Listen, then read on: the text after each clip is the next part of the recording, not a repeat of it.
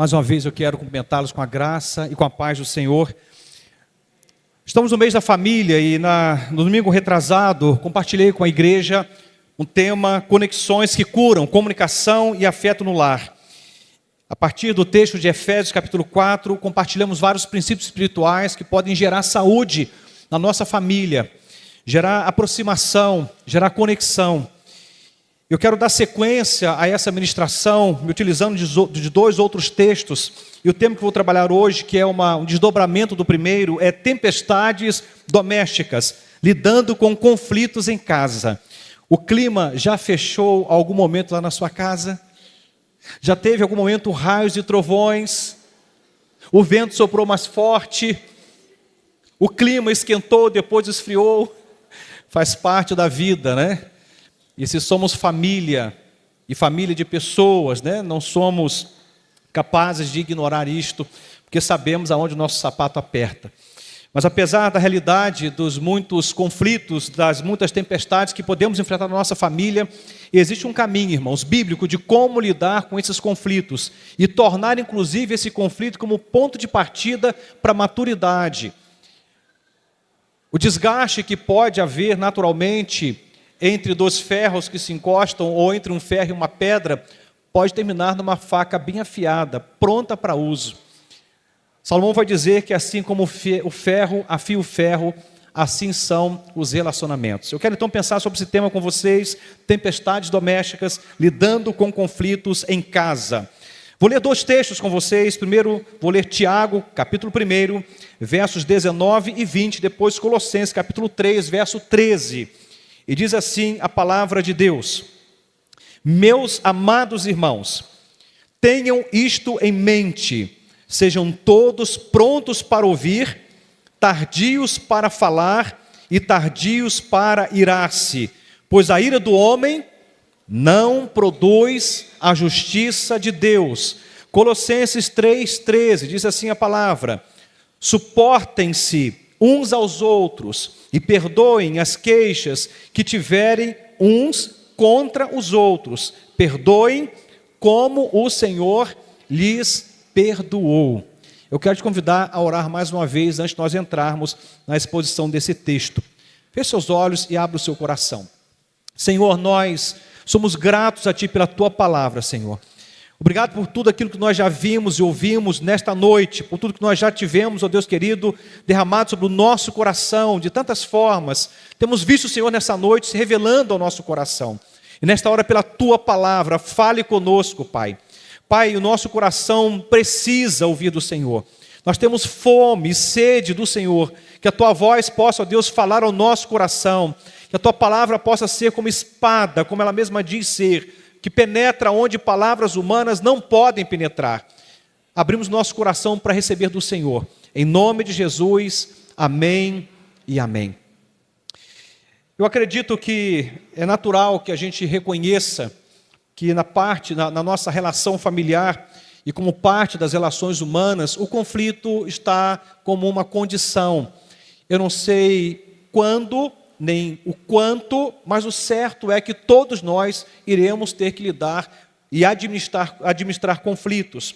E Paulo ele está falando aqui aos Colossenses, no capítulo 3, algo muito interessante, está dizendo: suportem-se uns aos outros e perdoem as queixas que tiverem uns contra os outros. Então Paulo tem a lucidez espiritual para certificar de um fato. E o que ele está pronunciando, na verdade, é a contestação, aliás, é a reafirmação de um fato, de que nós teremos queixas uns contra os outros, e faz parte. Até porque nós somos diferentes, pensamos diferentes, nós temos pontos de vista que são distintos, e às vezes a manifestação, a verbalização desses pontos de vista podem gerar conflitos. A grande questão não é se nós teremos ou não queixas uns contra os outros, mas como nós lidaremos com essas queixas.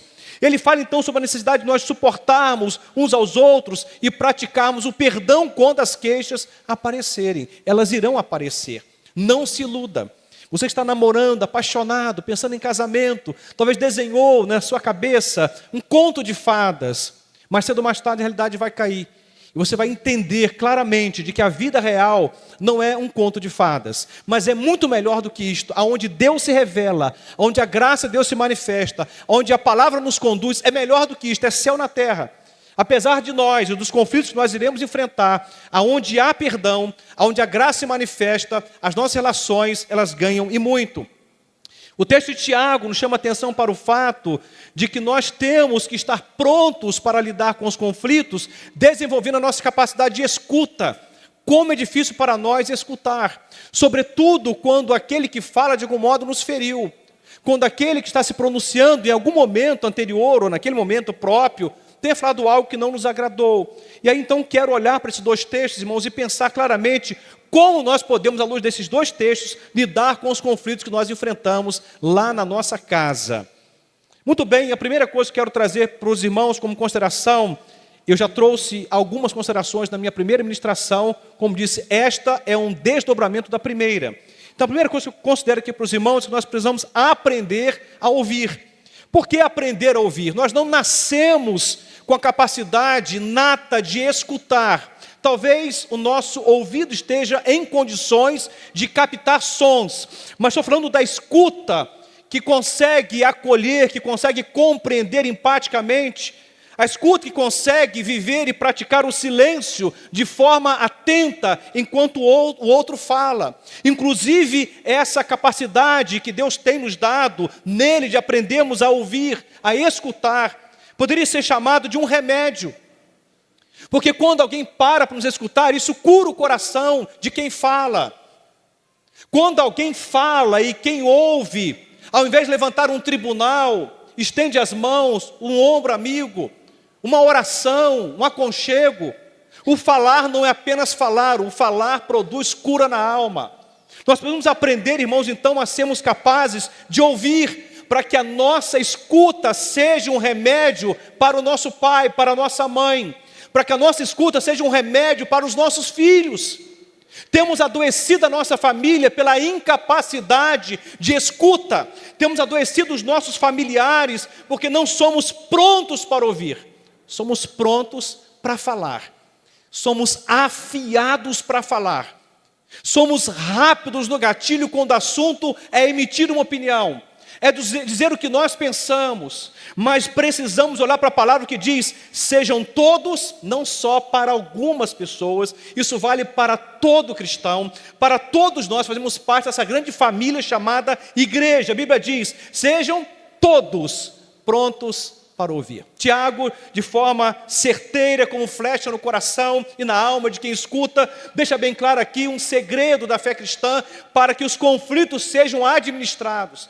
Pare para escutar. Lá no barco, muitas vezes a Germana frisava isso. Escuta mais. Antes de falar alguma coisa, para escutar, acolha o que o Ribeirinho quer dizer. E quando a gente começa a parar para escutar, com olhos fitos em quem diz, em quem fala, com o coração aberto, com a capacidade de comunicar para quem fala, de que estamos interessados naquilo que está sendo dito, o coração começa a se abrir. Eu me lembro de um caso, há muito tempo atrás, que eu atendi, em que alguém disse, olha, já passou por 7 pessoas e ele não se abre. Já passou por 7 profissionais, ele não abre a boca, nenhuma palavra sai. Já não sabemos mais o que fazemos com esse fulano. Era um grito de socorro de uma filha. E eu falei, meu Deus, se ele não falou com 7, o que vai sobrar para mim? Eu sou o 8º da fila de alguém que vai ficar na minha frente e não vai dizer nada. Depois de 10 minutos, deixando bem claro que eu me importava com aquilo que ele queria dizer, mas não dizia. Esse homem falou por 3 horas e 40 sem parar. Ele trouxe a vida dele inteira numa resenha de 3 horas e 40 minutos. Não é que as pessoas não querem se abrir, é porque falta quem ouve. Não é que as pessoas não querem rasgar o coração, dizer quais são suas dores. Não falta quem ouça com atenção. Há aqueles que praticam o silêncio, mas não é apenas o silêncio, é um silêncio atento que vai curar. Porque de repente sua mulher está falando, você está de boca fechada, silenciosamente, enquanto ela fala, e fala, e fala. E às vezes é o inverso, você está falando, mas falando tudo que poderia e deveria, mas ela está em silêncio. O simples fato do outro ficar em silêncio não configura necessariamente uma atenção. É necessário que haja a prática do silêncio quando o outro está dizendo algo, mas esse silêncio tem que estar atento. É um silêncio que olha nos olhos, que acolhe cada gesto e cada palavra. É o silêncio que diz: eu me importo. Estou me calando não porque não tenha algo para dizer, mas porque o que você tem para dizer é mais importante do que eu tenho para te dizer a respeito. Nesse momento, irmão, a gente começa a perceber que em casa muitas brigas surgem não por falta de palavras, mas por ausência genuína de uma escuta amorosa.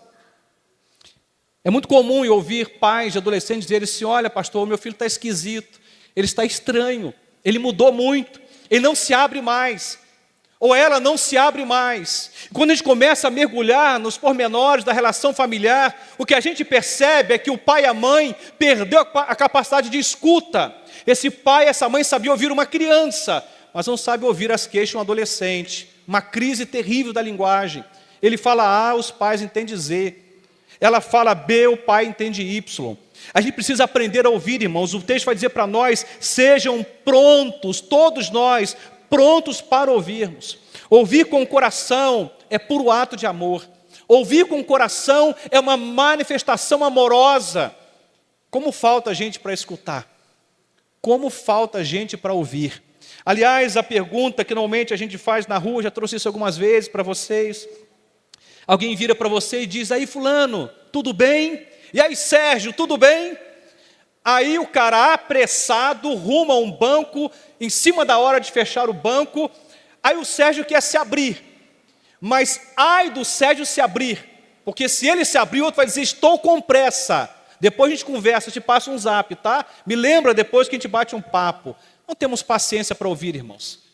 Mas dentro da família, isso está sendo uma realidade também muito presente. Quantos filhos silenciados porque os pais não param para escutá-los. Quantas mulheres feridas na alma, querendo dizer coisas que machucam, mas não dizem porque não tem maridos que as escutem.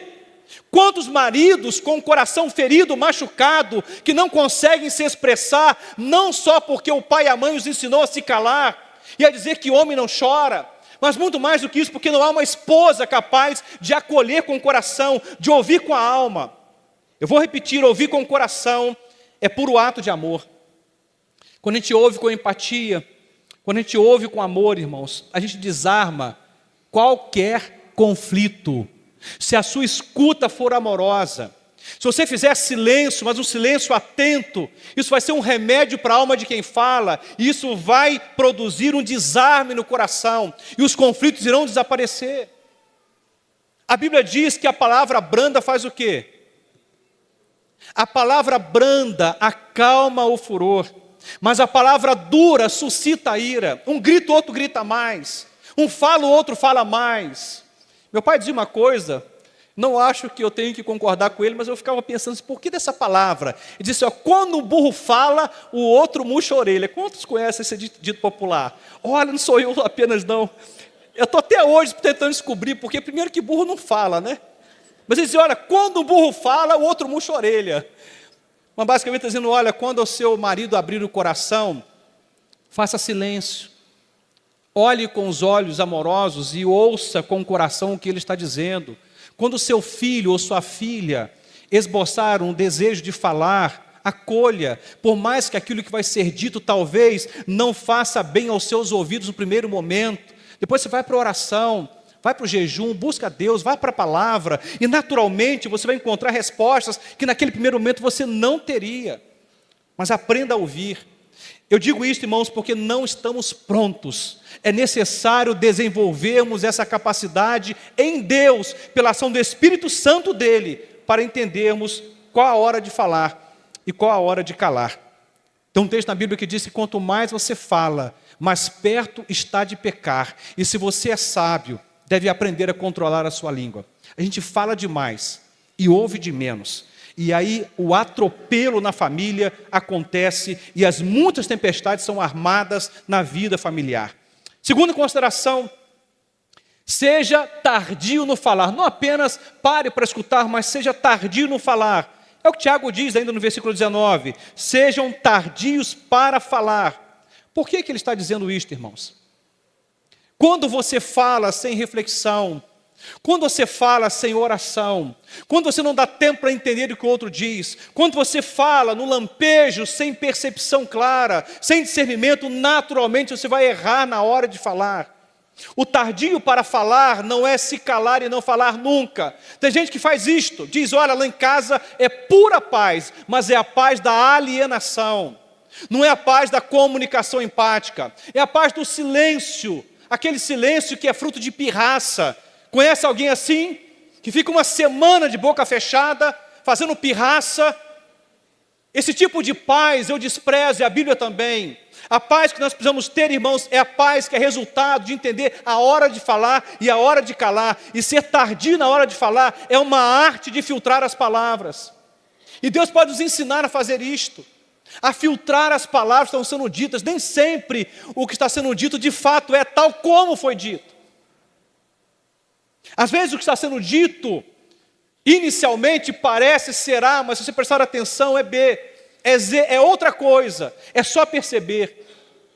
Imagino que nós temos que aprender a sermos tardios no falar, numa cultura tão acelerada que diz para a gente que nós temos que voar. Vivemos debaixo do império da velocidade, tudo é tão rápido que não paramos para fazermos mínimas reflexões antes de abrirmos nossa boca. Irmãos, a família deveria ser um lugar em que as pessoas seriam formadas, mas estão sendo deformadas. A família deveria ser um lugar onde a cura, aonde a formação deveria estar presente, mas tem se tornado um lugar de adoecimento, de deformação, porque falamos mais do que deveríamos, escutamos menos do que deveríamos. Seja tardio no falar. Eu disse que é uma arte de filtrar as palavras, porque se nós não pararmos para pensar antes de falar, iremos falar o que dá na telha. E talvez você venha com bagagens anteriores ao próprio diálogo, ou talvez venha com ressentimentos não curados pela pessoa que você vai dialogar, e talvez você diga o que não deveria ser dito. A Bíblia nos convida a pensar antes de falar, especialmente, irmãos, em ambiente de tensão. Não é difícil você ser ponderado no ambiente de calmaria. Não é difícil você ser ponderado e pensar claramente antes de dizer alguma coisa no ambiente de paz. Mas quando a sua família é tomada por alguns conflitos, algumas tempestades, a tensão aumenta, aí somente o Espírito Santo de Deus vai nos ajudar a domar esse coração desenfreado e essa boca desenfreada que costumeiramente ao se abrir machuca. Mas a Bíblia diz que o fruto do Espírito Santo de Deus é domínio próprio, como disse na mensagem anterior. Precisamos pedir para que Deus possa domar a nossa língua e domar os nossos ouvidos. Pedir para que Deus possa trazer sobre nós discernimento e freios e filtros antes de dizer alguma palavra. Praticar o pausar e orar antes de responder para evitar alguns desastres. Se nós pausássemos e orássemos mais antes de abrirmos a boca para dizer alguma coisa para a nossa família, evitaríamos tantas feridas abertas, irmãos. A gente não consegue mal fazer pausas, quanto mais pausar e orar antes de dizer alguma coisa. Eu gosto de pensar que palavras são como flechas, depois que saem, não voltam. Palavras são como flechas, depois que sai da sua boca, ela não volta mais. Pastor, mas aonde uma palavra é dita e alguém se machucou, cabe o perdão? Sempre cabe o perdão, mas você vai lançar feridas na hora que essa flecha entrar no peito de quem você a destinou, não tem como você voltar mais, já era. Nós somos livres, irmãos, para escolher o que falar, mas somos escravos das consequências depois que já abrimos a boca e dizemos o que não deveríamos dizer. Mas seguindo um pouco adiante, ainda no versículo 19, ele vai dizer também que temos que ser tardios para irar-se. Então, seja lento para se irritar. Pastor, agora o senhor pegou pesado. Eu sou uma pessoa irritada desde o meu nascimento. Minha mãe me conta que eu chorei durante 2 anos e meio sem parar. Eu fui uma criança irritada quando fui aprender a ler e a escrever. Eu sou nervoso desde sempre. Eu sou irritado. Conhece alguém assim? Já teve um filho assim? Pois é, talvez você tenha se identificado de algum modo, mas temos que ser lentos para nos irritarmos, irmãos. A calma vai desarmar a tempestade. Tem pessoas que acham que eu sou uma pessoa calma, né? Então, você, pastor, o senhor é tão tranquilo, né? Quando eu converso contigo, é uma calmaria, eu saio do seu consultório, é uma paz. Essa paz que vocês testemunham não é resultado de meditação, não é resultado de leituras, é uma única coisa, irmãos, joelhos dobrados, a ação do Espírito Santo de Deus, manifestação da graça de Jesus, porque de calmo eu não tenho absolutamente nada. Meu temperamento é sanguíneo, eu vou de 0 a 100 em 2 segundos, mas fazem muitos anos que eu conheci o Evangelho, eu conheci o Espírito de Deus, eu conheci a Palavra de Deus, e aprendi que o meu corpo não me pertence, que eu sou morada de Deus, e o Espírito Santo de Deus tem liberdade de trabalhar comigo, e eu não posso ser como um burro indomável, eu tenho que ser como uma ovelha pastoreável. Tem gente que está no reino dos céus, ou pretende estar, ou acha que está, e mais parece um burro indomável. Fomos chamados para ser ovelhas pastoreáveis. Isso significa dizer que Deus tem que pastorear o nosso ímpeto, pastorear o nosso impulso, pastorear a nossa língua, pastorear os nossos ouvidos, porque uma vez que você fala, isso é como flecha, nunca mais você recolhe o que fora dito. Seja lento para se irritar, a calma vai desarmar a tempestade. Tem gente que não consegue nem brigar com ela. Conhece alguém assim? Você chega nervoso, irritado, e de repente, aquela calmaria, tom de voz baixo, fala pausadamente, quase que você tem que inclinar o ouvido para ouvir o que o outro diz, e você está querendo derrubar a casa, chamar o outro para briga um dia desse, a pessoa assim, pastor, você tem que falar alguma coisa com o meu marido, eu tento falar com ele, brigar com ele, ele não reage. Eu falei, se você queria que ele reagisse, é montar um ringue na sua casa, né? Dar uma luva para cada um, talvez botar também um capacete para não machucar muito. Que bom que ele não briga, que bom que ele é do tipo que apazigua, mas nós estamos o tempo todo, irmãos, sendo inflamados e colocados numa rota de conflito, porque na família nós estamos desnudados, o nosso melhor aparece dentro da nossa casa, e o nosso pior também. O nosso melhor vai aparecer dentro da nossa casa, mas o nosso melhor também, o melhor e o pior aparecem. Por isso que temos que ser lentos para nos irritar. Como é que a gente faz isso, pastor? O que eu faço? Pratico meditação. Você pode ir para o alto de Tibé, arrumar uma sunguinha e ficar lá meditando até rachar o bigode. Não vai resolver, porque o que muda a nossa essência, a nossa natureza, é a ação do Espírito Santo de Deus. Pode respirar e relaxar, vai ajudar, mas o que vai resolver a mudança da nossa natureza, e somente Cristo nos transforma por dentro. Somente a ação do Espírito de Deus pode fazer isto. Então quando ele diz, seja um tardio para irar-se, essa palavra é destinada para quem conhece o Espírito de Deus. Você tem um poder dentro de você, habitando a sua vida, com todo o interesse de moldar o seu caráter e a sua língua. Lares inflamáveis precisam de cristãos cheios do Espírito, não de reações explosivas. Tem casais, irmãos, que são explosivos. Um é a bomba, o outro é o fósforo. Pum! Rapaz do céu! Sangue do cordeiro. Conhece casais explosivos? Se usasse essa explosão para combater o pecado, o inferno, será o que mais? Ia ser um rolo compressor para abençoar. O Espírito Santo, irmãos, oferece domínio próprio. É o fruto necessário nos conflitos conjugais e familiares. É o fruto necessário. Domínio próprio tem a ver com o que Deus faz, não com o que a gente faz por nós mesmos. Você pode respirar até e contar até 1000, mas uma hora você vai estourar. Pastor, eu não tenho sangue de barata. Eu também não tenho. Ninguém tem sangue de barata aqui. Mas sobre nós deve estar o sangue do Cordeiro de Deus que tira o pecado do mundo. Sobre nós deve estar sendo derramado o sangue de Jesus que nos purifica de todo o pecado, que nos dá condições de irmos contra o ímpeto pecaminoso que nos habita e que não somente nos fere, mas fere aquele a quem a gente destina a nossa palavra. A ira nunca resolve.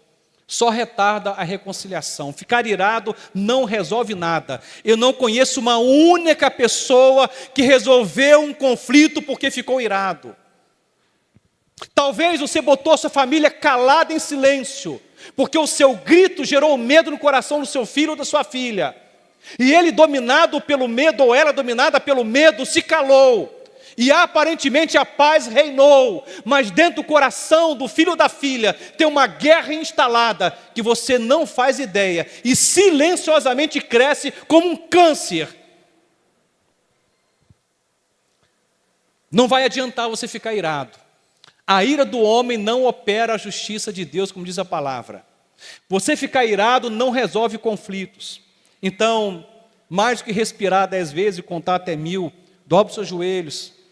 Não é na hora do problema apenas, mas em todo o tempo. Senhor, me ajude, me molde. Irmãos, eu gastei, não estou exagerando, cerca de 4 anos fazendo um propósito com Deus, em oração. Tem 32, quase 33 anos de fé cristã. 4 anos para Deus domar um bicho feroz que estava dentro do meu coração, criado pelo meu pai, que era um homem agressivo. Mas o Espírito de Deus me chamou a atenção para o fato de que esse bicho feroz tinha que se calar, para que o Espírito Santo de Deus, para o Cristo a quem eu decidi servir e amar, que é manso e humilde de coração, e mandou eu aprender com ele, já que ele é manso e humilde de coração, eu tenho também que ser manso e humilde de coração, e andando com ele eu encontro descanso, porque quem está irado está sempre cansado. Pessoas iradas estão sempre cansadas, afadigadas.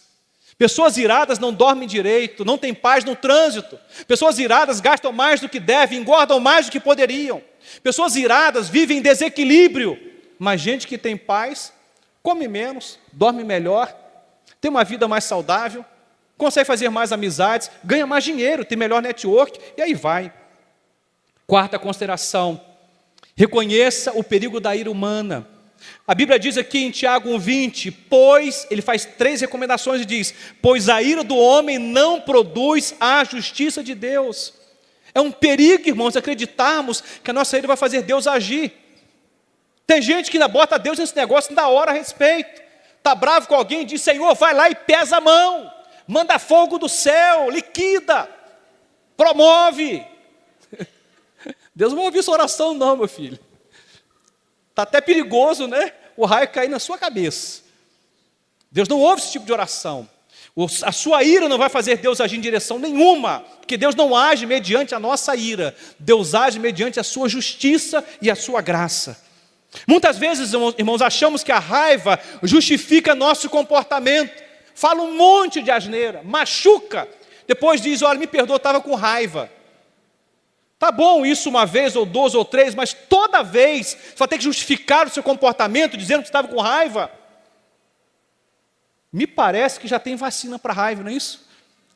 Confirmo aí, quem é da área, já existe vacina para raiva? Existe aí, pessoal? Me ajuda aí. Mas essa raiva aqui, a vacina é o sangue de Jesus. Essa raiva, a vacina é o sangue do Cordeiro.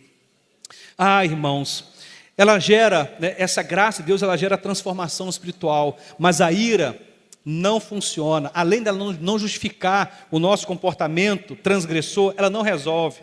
Tem uma pequena equação que eu queria que passasse aí, eu acho que dá, pode ser a próxima. Isto, a ira mais a verdade é igual ao quê? Destruição. Fica aí um pouquinho. Pastor, eu estava virado, mas eu falei a mais pura verdade. Eu sou sincero, pastor. Eu sou um homem honesto, eu sou uma mulher honesta, eu falei a verdade para ele, eu falei a verdade para ela, meu filho ouviu a mais pura verdade, eu estava virado, mas eu falei a verdade. Ira mais verdade é igual ao que mesmo? Destruição. Que tal graça mais verdade, irmãos? Que tal graça mais verdade? Porque a graça junto com a verdade produz cura. Você não foi chamado por Deus para ficar maquiando a verdade. Fale a verdade para o seu filho, para a sua filha. Diga a verdade para o seu marido, para o seu pai. Abra o coração e seja verdadeiro, honesto. Mas faça isso com graça. Faça isso com piedade, com devoção a Deus e com graça dispensada. Não adianta a verdade com ira, não resolve, é bobagem.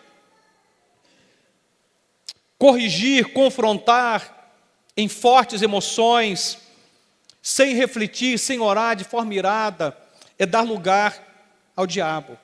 como vimos na mensagem passada, e vamos acabar entristecendo o Espírito Santo de Deus. Quantas palavras, irmãos, já foram ditas na carne, na ira, que deixaram cicatrizes profundas. Haja aconselhamento bíblico, haja oração, haja campanha, haja jejum, haja terapia, para dar conta do coração que foi machucado. A nossa família tem que ser um lugar que a gente forma e não deforma, que cura e não adoece. Amém, irmãos? Nós temos que entrar num acordo, porque a família é nossa. Temos que orar, Senhor, que a minha família seja um lugar de transformação, um lugar de formação, e não um lugar de deformação. Que a minha família seja um lugar de cura, um lugar de alívio, e não um lugar de feridas abertas o tempo todo. Quinta consideração, encaminhando para finalizar: suporte com amor. Ah, mas eu não tenho paciência não, pastor. O senhor não me conhece. Eu fui criado numa família que, olha, minha paciência é curtinha. O senhor não faz ideia. A pergunta é: você nasceu de novo? Você conhece o Evangelho de Jesus? Aprendeu com Cristo, que é manso e humilde de coração? Você tem sido dominado e conduzido pelo Espírito Santo de Deus? Vai ter que aprender a suportar, porque o amor tudo suporta. Paulo dizendo aos Coríntios, capítulo 13, ele diz: o amor tudo suporta. E o verbo suportar aqui nesse texto em especial de Colossenses, capítulo 3, verso 13, vou deixar bem claro para nós aqui que é tolerar com paciência, é aguentar com graça. Aí está lá o outro falando, abrindo o coração, e aí você está suportando com paciência, o pezinho está lá, ó. Aí a pessoa bate o olho e você diz: está impaciente. Aí você sossega o pé, aí daqui a pouco você olha, 2 dias depois, não tem mais unha. Camarada comeu a unha inteira, quase comeu o dedo junto. Irmãos, somos chamados por Deus para tolerar, mas não com impaciência, tolerar com paciência. Pastor, isso aí isso aí é utópico. É verdade, irmãos, humanamente esse lugar é utópico, mas é divinamente possível. Para isso Cristo veio e morreu, para que nós pudéssemos amar com paciência, tolerar com paciência, aguentar com graça. Está disposto a suportar? Sim ou não? Porque se não tiver, pede para sair. Se não tiver, pede para sair. Se está pensando em namorar, ficar noivo, casar, não suporta, não aguenta, não tolera, pede para sair. Não casa não, não arruma família não. Porque família é um lugar para a gente aprender a suportar pacientemente, a aguentar com graça. Falar com verdade, mas com graça, não com ira. Suportar com amor, irmãos, é necessário. Isso fala do peso leve do Evangelho de Jesus no lar. Eu ouvi meu pai falar coisas para mim que eu nunca quis ouvir. Eu já convertido ao Evangelho, orando por ele, indo à igreja, lendo a palavra, vivendo um testemunho de um cristão, e eu ouvi meu pai dizer coisas para mim que eu não deveria ouvir. A ponto de dizer um dia para mim: cala a boca, eu não quero que você fale mais dessa igreja, desse Deus para mim. E eu falar assim: pai, nunca mais vou falar desse Deus para o Senhor, mas vou falar do Senhor para esse Deus todos os dias, e um dia a gente se encontra lá na frente. E me calei, e fui orar, e fui jejuar. Mas o peso leve do Evangelho no lar, irmãos, nos faz suportar a arrogância do outro, a cegueira de alguém da família que não conhece o Evangelho ainda. Esse Evangelho, ele é leve, porque o jugo desse Cristo do Evangelho, o jugo dele é o quê? Que diz a palavra? É suave, e o fardo é leve. Então o Evangelho no lar, ele é leve. Temos que suportar em amor. É o que a Bíblia diz: suportem-se uns aos outros, sem balançar o pezinho, sem comer o dedo, tá? Porque tem gente que tolera, porque se não tolerar, o tapa come. O cinto, né, vai zoar nas costas. Vai perder o direito de ficar com o celular ou alguma tela durante uma semana, aí tolera. Não, faça isso em amor, com paciência. Quero dar aqui uma palavra especialmente aos filhos. Não existe, meus queridos, preste atenção nisso, quem é filho aqui? Não existe ninguém nessa terra abaixo de Deus que te ame mais que seu pai e sua mãe. Ninguém. Ninguém nessa terra te ama mais que seu pai e sua mãe abaixo de Deus. Aprenda a ouvir com paciência os seus pais. Aguente com graça o que ele está dizendo, porque às vezes parece estranho o dito, o mando, a ordem, a restrição. Aí você diz: esse pai é antiquado, Essa mãe, ela está careta. Ouça! Ainda bem que o celular do outro lado ainda toca e uma mensagem chega. E um pai ou uma mãe que diz: Deus te abençoe, meu filho. Deus te abençoe, minha filha. Aproveite seus pais que estão vivos e tolere com paciência, aguente com graça. O peso desse evangelho no lar nos faz olhar para os nossos pais de forma distinta. Convivência, irmãos, vai gerar fricções, atritos. Não é questão de se, mas quando haverá o atrito. E quando houver, você vai ter que suportar. Mas quem que disse que eu tenho que suportar? A palavra de Deus diz que você tem que suportar. O Cristo a quem nós decidimos entregar nossa vida e chamá-lo de Senhor e Salvador, diz que nós temos que suportar. Mas suportar aqui não é a tolerância fatídica, aquela tolerância impaciente de quem não pode fazer nada a respeito, mas com amor cheio, com o coração cheio de amor, por esse que fala, por esse pai ou essa mãe, por esse marido ou essa esposa. Fala: Senhor, me ajude, me dê paciência, me faça entender o que é que eu posso fazer a respeito. Casamentos duradouros, irmãos, não são perfeitos. Casamentos duradouros não são perfeitos. São cheios de pequenos atos de suporte e paciência. Uma amizade que dura, um casamento que dura, a relação entre irmãos que prossegue saudável, não são relacionamentos perfeitos, mas relacionamentos que estão carregados de suporte e paciência pela graça de Jesus. Eu ouvi uma vez uma frase, eu achei interessante, diz que suportar é como um amortecedor. Quantos tem carros aqui, ou moto?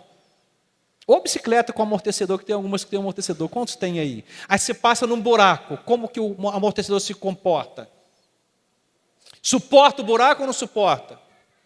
Porque se ele não suportar, quebra o carro. O amortecedor, ele existe, irmãos, para suportar o impacto. Assim é a ideia do suporte aqui que eu estou dizendo. Você sente impacto, mas amortece para não quebrar. Você não vai quebrar seu casamento, vai quebrar a relação com seus pais, tem que amortecer. E é o Espírito de Deus que nos faz viver essa experiência do amortecimento, do impacto que foi dito e que talvez a gente não tenha gostado tanto como gostaríamos. Para finalizar, perdoe como Cristo. Perdoe como Cristo. O Evangelho, irmãos, encarnado nas relações, é tudo que nós precisamos. A gente não precisa de um Evangelho escrito num livro apenas. Essa parte é mais fácil, uma editora dá conta. Na internet está cheio de versões bíblicas, vários aplicativos. É o Evangelho encarnado das nossas relações. É o Evangelho encarnado entre a relação entre um pai e um filho. É o Evangelho presente na relação entre marido e mulher. É o Evangelho presente entre irmãos de sangue. É o Evangelho presente entre um cunhado, uma cunhada, enfim, entre a família. A Bíblia diz: perdoem como o Senhor lhes perdoou. Está lá em Colossenses. O padrão não é o que o outro merece, mas o padrão é o que Cristo fez por você. Assim como Ele te perdoou, nós temos o dever moral e espiritual de perdoar. Está lá na oração do Pai Nosso: perdoa as nossas dívidas ou ofensas, assim como nós temos sido perdoados. Perdoar é lembrar, irmãos, que fomos perdoados de uma dívida infinita. Quem perdoa tem a memória aguçada e sabe que foi perdoado de uma dívida infinita.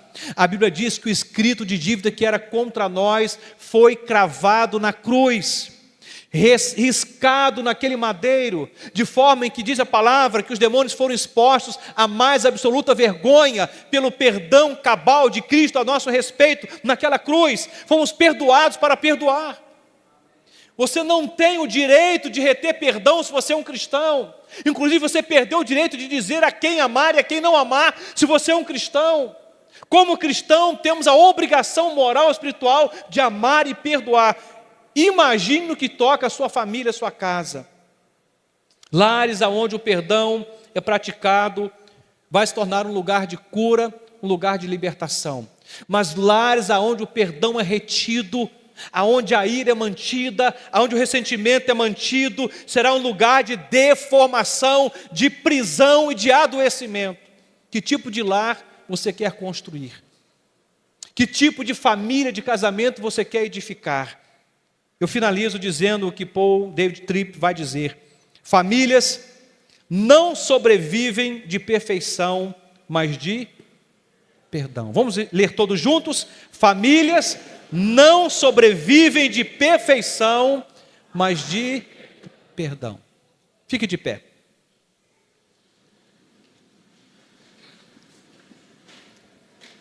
Hoje eu não vou te chamar aqui na frente,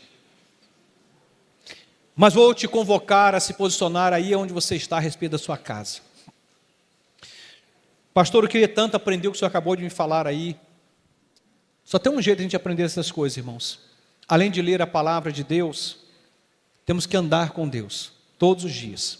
Relacionamento com Jesus é o que nos discipula, nos treina, nos capacita para vivermos uma família abençoada. Como é que está lá a sua casa? Qual foi a última tempestade que passou lá pelo seu lar? Lembra? Pastor, foi antes de ontem. E foi das brabas, viu? Arrancou até o telhado. Foi feio o negócio. Qual foi a última tempestade que você teve que enfrentar lá na sua família? Não existe tempestade que a graça de Jesus não possa acalmar. Cristo é o Deus que diz para a tempestade, cala-te. E a tempestade se cala. Eu quero que você apresente nesse momento ao Senhor. Caso você esteja vivendo alguma tempestade, você vai apresentar para Deus: Senhor, está aqui a minha tempestade, e à luz da tua palavra que eu acabei de ouvir, me ajude a vencê-la para a glória de Jesus. Você pode fazer isto, se curve diante de Deus, abra o seu coração, mas também abra a sua boca, e aí no seu lugar, comece a orar ao Senhor, peça para que Deus venha alcançar o seu coração com graça, com poder, com misericórdia, e peça para que Ele te ajude a acalmar essa tempestade que começou a se levantar lá na sua casa, ou que já vem se levantando há algum tempo, e tem ganhado força, está se tornando um tornado, e você não sabe como conter essa situação. O poder não está em mim, não está em você, o poder está no Espírito de Deus que nos habita, está na sua palavra poderosa, na ação desse Cristo Redentor, Salvador e Senhor. Ore ao Senhor. Eu vou orar por você daqui a pouco. Eu queria que você orasse primeiro. Senhor, está aqui a minha tempestade. Você vai dar nome para essa tempestade. Talvez esse conflito diz respeito a dinheiro na sua casa. Talvez esse conflito diz respeito à dificuldade de lidar com as diferenças da família dela ou da sua família. Não sei qual a sua tempestade. Talvez esteja ligado a algumas incompatibilidades de pensamento na criação dos filhos. Como lidar com o tempo, com a liberdade, com os desejos, não sei. Não preciso saber qual o nome da sua tempestade e nem qual a proporção dela. Mas há uma coisa que nós todos precisamos saber: Cristo é aquele que pode acalmar quaisquer tempestades. E Ele quer contar com você. Ele quer te envolver no processo. Ele está te pedindo para você aprender a ouvir, para você ser tardio no falar, tardio no irar-se. Ele está pedindo para você ficar atento a ponto de suportar em amor. Ele está te pedindo para você aprender a perdoar. Você quer viver o sobrenatural de Deus? Faça o que te cabe como discípulo dele. Nós vamos orar. Pai, nesse mês da família temos clamado ao Senhor, temos orado ao Senhor, temos te buscado, meu Deus, porque acreditamos que a nossa família é o nosso bem mais precioso. Acreditamos que nossos filhos são herança do Senhor, que a nossa esposa é uma dádiva do Senhor, como a tua palavra diz, que aqueles que encontraram uma esposa encontraram o teu favor. Também, ó Deus, acreditamos, ó Deus, que os nossos pais são uma dádiva para nós. Nós acreditamos, Senhor, que a nossa família é um presente do céu. E como somos por vezes contraditórios, porque pegamos o que temos de mais precioso e ferimos, machucamos, maltratamos. Pai, nos perdoe. Nos perdoe se da nossa boca, Deus, foi lançadas flechas que machucaram, que feriram o coração de quem a gente ama, que a gente chama de família. Pai, que nesta noite a tua graça dispensada sobre nós nos ajude a sermos um instrumento de cura, de libertação. Que o teu evangelho seja, Deus querido, encarnado em nossa família. Que esse evangelho de Jesus, que é leve, que é transformador, que é libertador, que é perdoador, que é gracioso, que é misericordioso, possa atravessar o nosso coração, a nossa mente, o nosso ouvido, a nossa boca, e ao ouvirmos, ou falarmos, ou reagirmos, seja por graça, por compaixão, por misericórdia, e não por ira, ressentimento, mágoa ou rancor. Deus, nós queremos, ó Deus querido, declarar nesta noite, que nós queremos que a nossa família seja esse lugar de cura, seja esse lugar de formação e de transformação, seja esse lugar de libertação, e nós queremos, ó Deus, fazer parte com o Senhor desse milagre. Nos ensina a ouvir, Senhor, nos ensina a falar do jeito certo, na proporção certa, contém o nosso coração por vezes irado, nos ajuda, Deus, a parar com essa brincadeira de mau gosto, de justificarmos o tempo todo nossos comportamentos a partir da ideia de que estamos irados ou descompensados. O Senhor pode nos ajudar. E eu te peço nesta noite, Pai, como gastei longos anos te pedindo, peço pelos meus irmãos, que teu Espírito Santo, Espírito Consolador, Espírito Pacificador, que esse Espírito do Senhor que habita a nossa vida possa nos ajudar, ó Deus, a encontrar o equilíbrio certo, para que cada tempestade que já surgiu, ou aquelas que poderão vir, sejam acalmadas pela doçura do teu amor, revelado por ouvidos que escutam com graça, com boca que fala com graça, com coração que acolhe, com braços que acalmam, que afagam. Eu te peço, Pai, a tua mais, ou as tuas mais ricas bênçãos sobre cada família aqui representada nesse lugar, e que esta oração se estenda àqueles que estão agora nos ouvindo pela internet, que cada família alcançada agora por esse canal do YouTube, pelo Instagram, seja também abençoada por Ti, e que haja paz, ó Deus querido, em nossa casa, que haja paz em nossos relacionamentos familiares, que haja paz, essa paz que excede a toda compreensão humana. Assim oramos, em nome e por amor de Jesus, amém e amém.